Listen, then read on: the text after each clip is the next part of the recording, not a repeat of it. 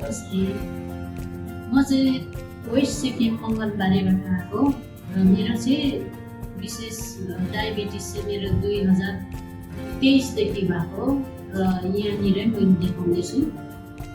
त्यसले गर्दाखेरि मेरो धेरै राम्रो भएको छ, जुन चाहिँ यहाँ डाक्टर पलले हुनुहुन्छ। अनि त्योभन्दा पहिला मेरो मिस्टरले पनि यही नै देखाउनु भएको, झन्डै 21 वर्ष जस्तो उहाँले पनि दबाई खानुभयो।